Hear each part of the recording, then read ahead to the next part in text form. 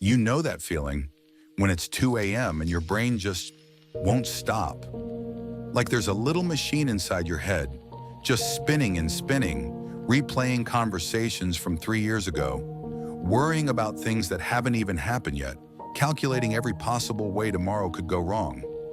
Yeah, that feeling. That's exactly why you're here right now, isn't it? And honestly, I'm glad you are, because tonight, we're not going to fight that mind of yours. We're not going to try to silence it or shut it down. Instead, we're going to do something much more gentle, much more ancient. We're going to let the Stoics talk to it, softly, slowly, the way a wise old grandfather might sit beside you in a quiet room and just speak. No rush, no urgency. Just words that have survived thousands of years because they carry something real inside them. So get comfortable. Let your body sink into wherever you are right now. Let your shoulders drop. Let your jaw unclench. You don't have to do anything right now. You don't have to solve anything tonight. You don't have to figure out your whole life in the next few hours. You just have to breathe and listen. The Stoics were a group of philosophers who lived a very long time ago. Ancient Greece, ancient Rome, men like Marcus Aurelius, who was an emperor, one of the most powerful men in the entire world. And yet he spent his nights writing in a private journal, talking to himself about how to be calmer, how to be better, how to stop letting the chaos of the world outside disturb the quiet he was trying to build on the inside. Isn't that something? The most powerful man in the world, and he was struggling with the same thing you are right now.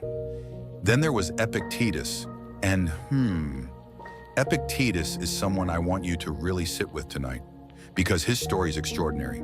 He wasn't an emperor, he wasn't wealthy, he wasn't powerful. He was a slave, a man who owned nothing, a man who had no control over where he went, what he did, or how he was treated.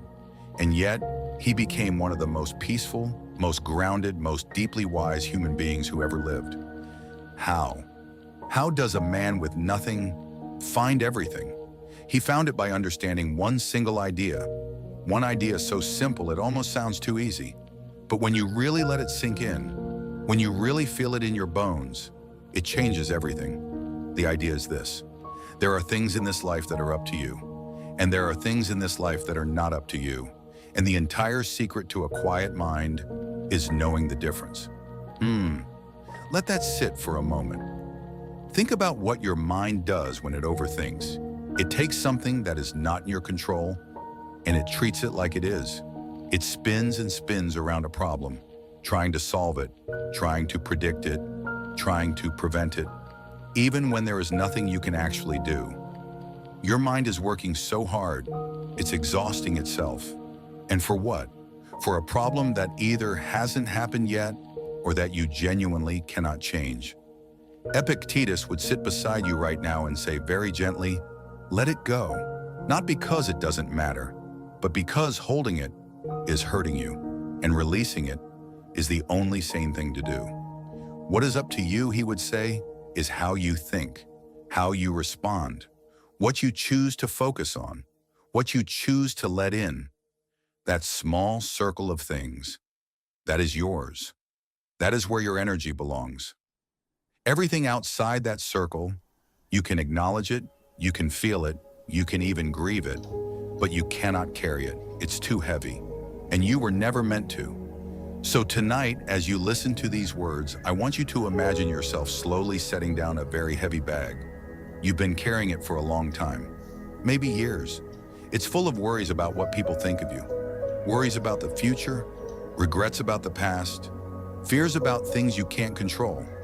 And one by one, you're going to take those things out of the bag. Look at them gently and place them down on the ground beside you. You don't have to solve them tonight. You don't have to figure them out. You just have to put them down. Marcus Aurelius wrote something in his journal that I think about a lot. He said, "You have power over your mind, not outside events. Realize this, and you will find strength." And he wrote this not as a man who had everything figured out. He wrote it as a reminder to himself, because even he, even the emperor of Rome, had to keep reminding himself of this truth every single day. That's something the Stoics understood that we sometimes forget. Wisdom isn't something you learn once and then have forever. It's something you practice. Every morning, every evening, every quiet moment in between. It's like a muscle. And tonight, we're exercising it together. Your breathing is probably a little slower now, your body a little heavier. That's good. That's exactly right. There's nowhere to be, nothing to do. Just this voice and these ancient words and the slow, steady rhythm of your own breath moving in and out. The Stoics had a practice they called memento mori. It sounds a little dark at first, but stay with me because it's actually one of the most comforting ideas I've ever encountered. Memento mori means, remember that you will die. Remember that this life is temporary. Remember that every single day is a gift that was never guaranteed. And the reason they practiced this wasn't to be morbid. It wasn't to fill themselves with dread. It was the opposite. It was to wake themselves up to the beauty of right now. Because when you truly remember that your time here is limited, the small things stop feeling so catastrophic. The argument you had last week, the embarrassing thing you said at dinner, the plan that didn't work out. When you hold them up against the vastness of a whole life, they shrink. They become what they always were, small, passing, temporary. And isn't that a relief? There's a river, imagine it with me for a moment. A wide, slow river, moving through a forest at night. The water's dark and smooth, and it catches the light of the moon in little silver ripples. And you're sitting on the bank, just watching it flow. You're not trying to stop the river. You're not trying to redirect it. You're just watching. Letting it move the way rivers move, naturally, inevitably, without your help. That river is time. That river is life. And the Stoics spend a great deal of their wisdom teaching people how to sit on the bank instead of throwing themselves into the current and exhausting themselves trying to swim upstream. Marcus Aurelius had a phrase he returned to again and again. He called it the obstacle is the way. And what he meant was something profound.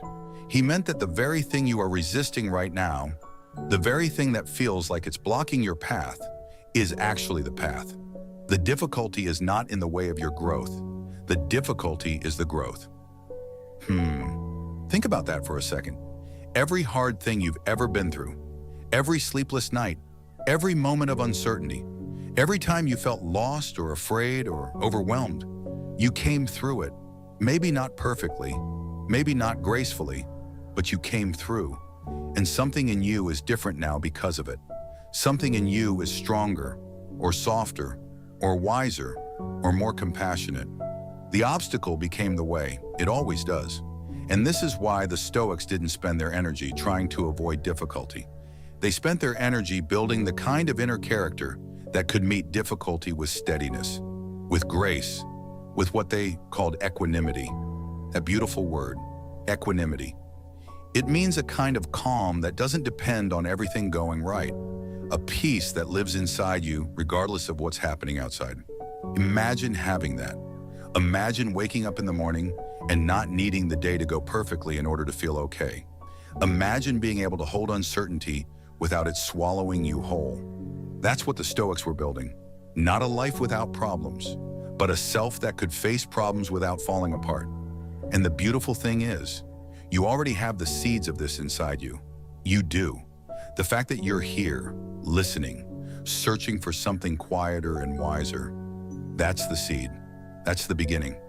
Seneca was another Stoic, a writer, a philosopher, an advisor to emperors, and he wrote letters. Long, beautiful, thoughtful letters to a young friend named Lucilius.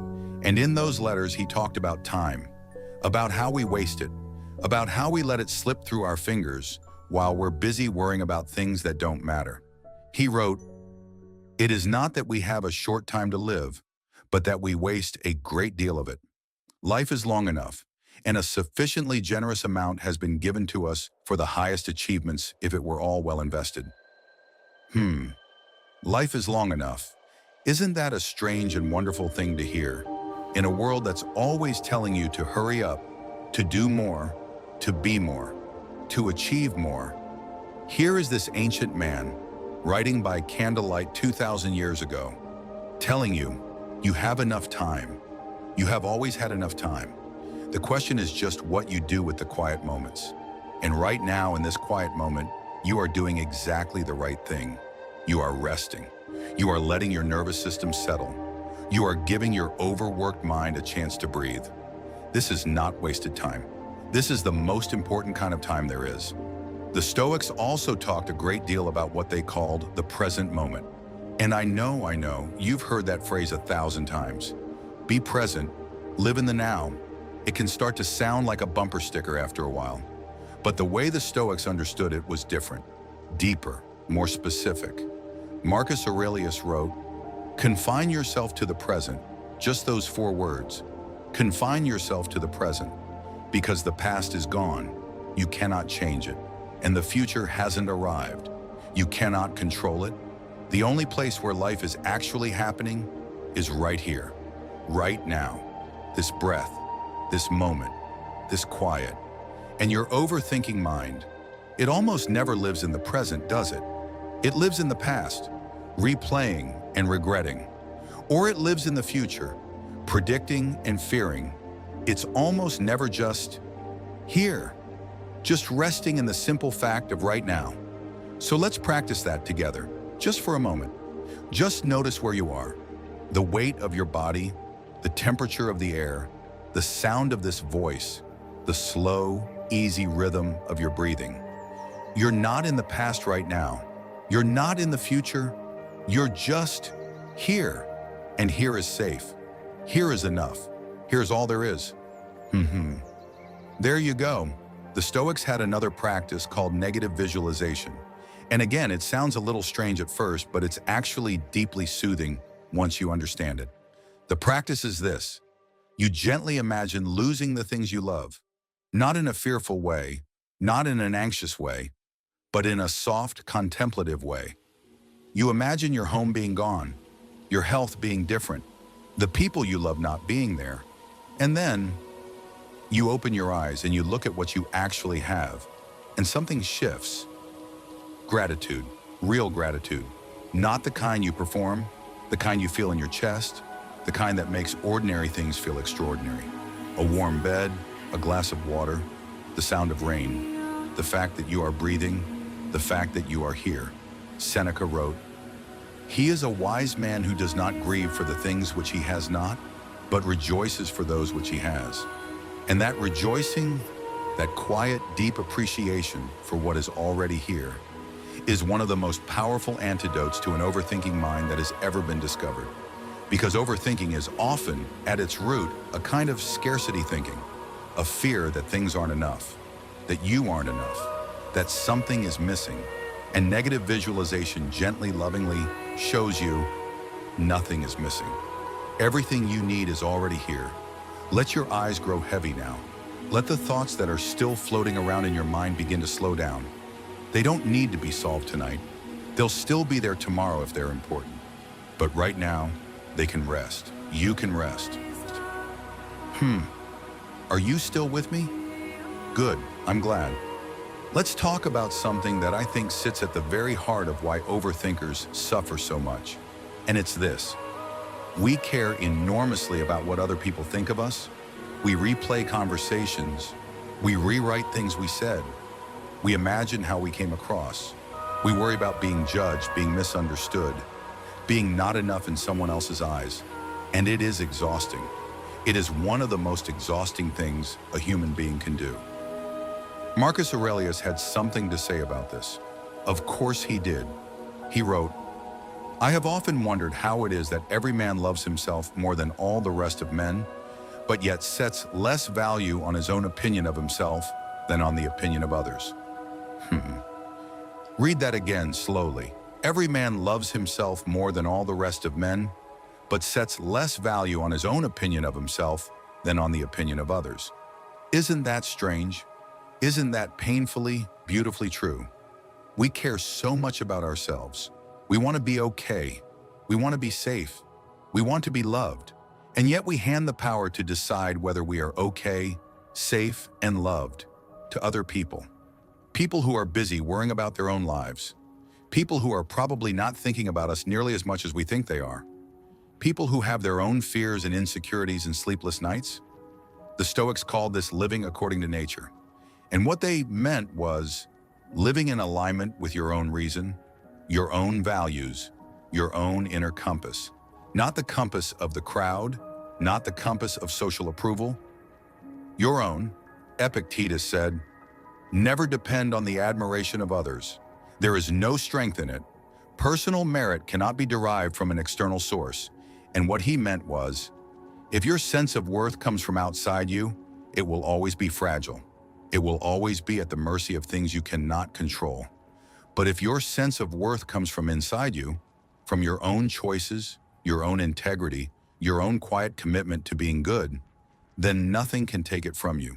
That's a kind of freedom that most people never find, because most people spend their whole lives chasing approval.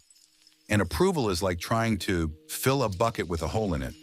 You can pour and pour and pour, and it never stays full. But when you stop chasing it, when you turn inward, when you ask yourself not what do they think of me, but what do I think of me, something settles, something quiets. The noise outside starts to matter less, and the voice inside starts to matter more. And that voice, your own inner voice, when it's calm, when it's rested, when it's not being drowned out by anxiety and overthinking, it's actually very wise. It knows things. It knows what you value. It knows what feels right. It knows when you're living in alignment with who you really are and when you're not. The Stoics called this inner voice the hegemonikon, the ruling faculty, the part of you that is most essentially you. And they believed that this part of you could never be harmed by anything outside you. It could only be harmed by your own choices, by choosing fear over courage, by choosing reaction over reflection, by choosing the opinion of others over your own quiet knowing. So tonight, as you drift closer and closer to sleep, I want you to imagine that inner voice getting a little louder, a little clearer, not demanding, not critical, just present, just gently reminding you of who you are beneath all the noise, beneath all the worry, beneath all the overthinking. You are someone who is trying, someone who cares, someone who is searching for something real and true and lasting. And that searching, that is not a weakness. That is one of the most beautiful things about you. Zeno of Citium was the founder of Stoicism. He started the whole thing, and the story of how he came to philosophy is itself a kind of lesson. He was a merchant, a successful one, and one day his ship sank. He lost everything. His cargo, his wealth, his plans for the future, all of it gone in an afternoon. And he washed up in Athens with nothing, and he walked into a bookshop, and he picked up a book about Socrates, and he read it, and something in him woke up. He asked the bookseller, "Where can I find men like this?" And the bookseller pointed to a philosopher walking by outside, and Zeno followed him, and the rest is history. He lost everything. And in losing everything, he found the one thing that mattered, the life of the mind, the pursuit of wisdom, the understanding that the only thing worth having is the thing that cannot be taken from you. What cannot be taken from you? Your character, your choices, your capacity for love and kindness and reason. Your ability to look at a difficult situation and respond with grace instead of panic. These things are yours, completely and permanently yours, and no shipwreck can touch them. Your breathing is very slow now. Your body is heavy and warm. The thoughts in your mind are like clouds passing across a night sky. They come, they drift, they go. You don't have to chase them. You don't have to hold them. You just watch them pass. Just watch. We're in the last part of our journey together tonight, and I want to spend this time in the quietest, softest place of all. I want to talk about acceptance, real acceptance, the kind the Stoics practiced, the kind that isn't giving up, but is actually the deepest form of strength. The Stoics had a concept called amor fati. It's Latin. It means love of fate, and it is perhaps the most radical, most beautiful, most deeply restful idea in all of Stoic philosophy. Amor fati means not just accepting what happens to you, not just tolerating it, not just enduring it, but loving it. embracing it, saying yes to your life exactly as it is. The good parts and the hard parts, the beautiful moments and the painful ones, the plans that worked out and the ones that fell apart. All of it, every single piece of it. I know. That sounds almost impossible, especially when you're lying awake at night, turning over something painful, something that didn't go the way you wanted, something that hurt. How do you love that? And the Stoics would say, you love it because it is yours, because it is part of the story that made you who you are, because every single thing that has ever happened to you has shaped you in ways you may not even fully understand yet. The losses, the failures, the heartbreaks, the moments of confusion and doubt. They are not interruptions to your life. They are your life. They are the texture of it, the depth of it. Friedrich Nietzsche, who was deeply influenced by the Stoics, wrote, "My formula for greatness in a human being is amor fati." That one wants nothing to be different. Not forward, not backward, not in all eternity. Not merely bear what is necessary, still less conceal it, but love it. Not merely bear it, love it. And when you practice this, when you really, truly practice it, something extraordinary happens. The resistance melts. And when the resistance melts, the suffering that was attached to the resistance melts with it. Because so much of our pain is not the thing itself. It's the fighting against the thing. It's the wishing it were different. It's the exhausting, endless argument with reality. And reality always wins that argument. Always. Every single time. So what if you stopped arguing? What if you just let it be what it is? Let the past be the past. Let the uncertainty be uncertain. Let the things you cannot control be uncontrolled. And in that letting go, find the most profound rest you have ever known. Marcus Aurelius wrote, near the end of his meditations, "Accept the things to which fate binds you, and love the people with whom fate brings you together, and do so with all your heart." With all your heart. Not reluctantly, not resentfully, with all your heart. There is someone in your life right now that you love. Maybe you're thinking of them. Maybe their face just appeared in your mind. And isn't it something that they are in your life at all? That out of all the billions of people on this earth, across all of time and space and circumstance, your paths crossed. That is not nothing. That is everything. The Stoics believed that we are all connected, that there is a kind of universal reason, a logos, that runs through all things and all people. That when you act with kindness, with wisdom, with love, you are participating in something much larger than yourself. You are adding to the good in the world. And that good ripples outward in ways you will never fully see. So even on the hard nights, even on the nights when your mind won't stop and your heart feels heavy and the future feels uncertain, you are still part of something beautiful. You are still connected to something vast and ancient and good. Epictetus said, "He is a wise man who does not grieve for the things which he has not, but rejoices for those which he has." And tonight, what you have is this quiet, this rest, this slow, gentle unwinding of a mind that has been working so hard for so long. You have done enough today. You have thought enough. You have worried enough. You have carried enough. And now, it is time to put it all down, gently, lovingly, the way you would set down something precious that you've been holding for too long. The ancient Stoics would sit in the evening and review their day, not to judge themselves harshly, but to learn, to grow, to ask quietly, did I act with wisdom today? Did I treat people with kindness? Did I respond to difficulty with grace? And if the answer was sometimes no, they didn't spiral. They didn't punish themselves. They just noted it, and they resolved to try again tomorrow.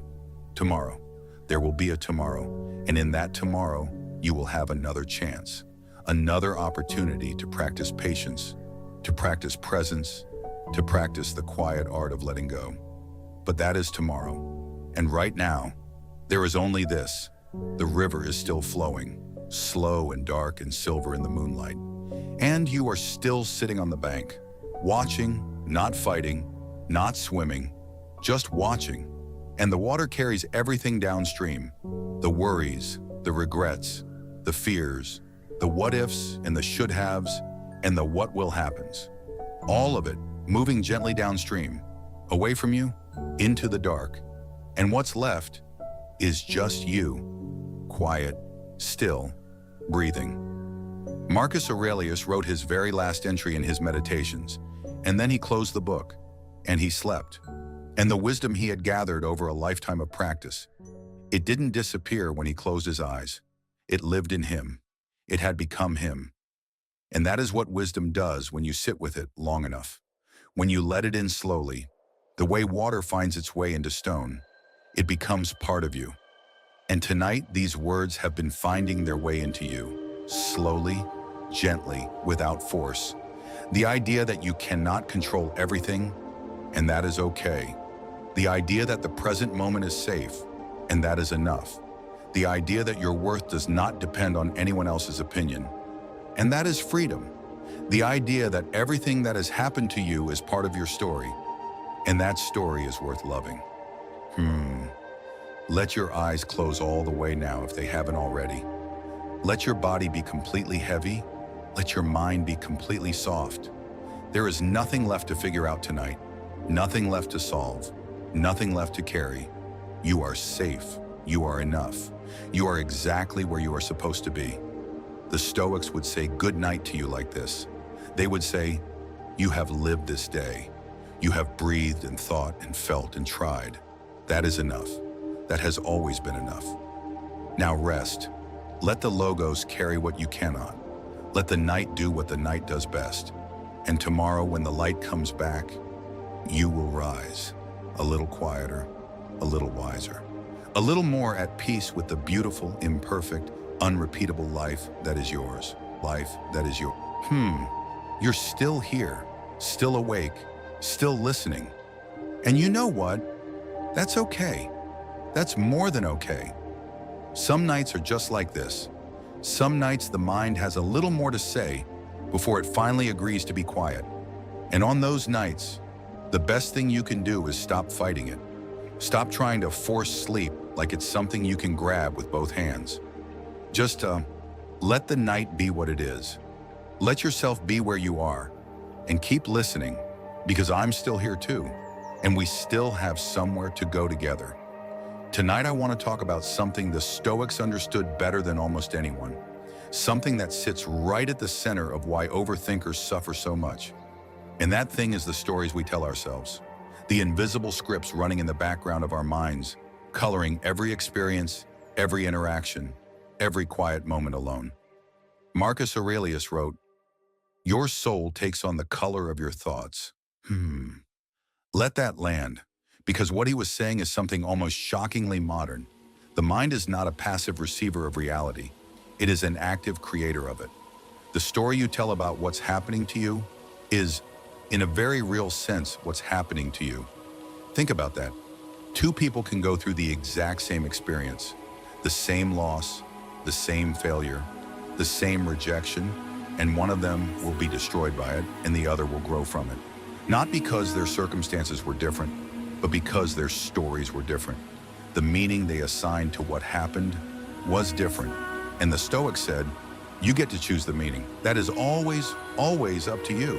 Epictetus said it plainly. He said, men are disturbed not by the things which happen, but by the opinions about the things. It's not the event, it's never the event. It's the story you wrap around the event, the interpretation, the meaning you assign in the quiet moments afterward when you're lying in the dark, turning it over and over in your mind. And here's the thing about overthinkers. We are extraordinary storytellers. We take a single look someone gave us across a room and we build an entire novel around it. We take a short text message and analyze it like ancient scripture. We take one moment of silence in a conversation and fill it with 100 possible meanings, most of them dark, most of them pointing back to some fear we've been carrying for years. We are gifted, genuinely gifted, at creating elaborate, emotionally convincing stories that are almost entirely fictional. And the Stoics would sit beside us, very gently, and say, what if you told a different story? What if you chose the kindest possible interpretation? What if the silence in that conversation was just tiredness, not rejection? What if the thing that went wrong was not evidence that you are failing, but simply evidence that you are human, living a human life in a world that is beautifully and maddeningly unpredictable? What if you told that story instead? Let your body sink a little deeper now. Feel the weight of your limbs, feel the warmth of wherever you're resting. Your hands can relax, your face can soften. There is nothing to brace against right now. Just this voice and this quiet, and the slow, steady rhythm of your breathing, which has been keeping you alive this whole time without you having to think about it even once. Your body just does it, breathes, beats, keeps you here, without your worry, without your overthinking. It just knows. And maybe that's a small reminder that not everything needs your intervention. Some things are already being taken care of. Some things are already okay. Seneca wrote an entire essay called On the Shortness of Life, and the central argument is this: life is not short. We just waste enormous amounts of it on things that don't matter, on worry, on performance, on trying to impress people we don't even like, on postponing the things that actually feed our souls until some future moment that never quite arrives. He wrote, "It is not that we have a short time to live, but that we waste a great deal of it. Before we knew it was passing." How much of your life has passed while you were worrying about it instead of living it? How many evenings dissolved into anxiety about tomorrow? How many perfectly good, perfectly sufficient present moments slipped by unnoticed because your mind was somewhere else entirely? The Stoics would say, not one more. Not one more moment given to the unnecessary. Not one more breath wasted on a worry that serves nothing and no one. And they wouldn't say it harshly. They would say it the way a loving friend says something important, with care, with the genuine desire for you to be free. There was a Stoic practice called the evening review, simple and beautiful. Before sleep, you would ask yourself 3 quiet questions. Where did I go wrong today? Where did I do well? Where could I have done better? And you would answer honestly, but without cruelty, just gently, the way a good teacher reviews a student's work. You can do that now, a gentle scan. Was there a moment today where you were kind? There wasn't there? Was there a moment where you tried, even when it was hard? Yes. Hold those moments. Let them be real. Let them count. And the moments that didn't go so well, look at them softly. Learn what there is to learn, and then set them down. They belong to today, and today is almost over. Tomorrow is a clean page. Another chance to practice being the person you are slowly, steadily becoming. The person you are slowly, steadily becoming. Because that's what this is. Not a transformation that happens overnight, but a slow, quiet, daily becoming. A gradual deepening, a gentle, persistent movement towards something truer and calmer and more fully yourself. Marcus Aurelius wrote, "Dwell on the beauty of life. Watch the stars and see yourself running with them. Think constantly on the changes of the elements into each other, for such thoughts wash away the dust of earthly life. Dwell on the beauty, not the problems, not the fears, the beauty." And there is so much of it, even now, even tonight.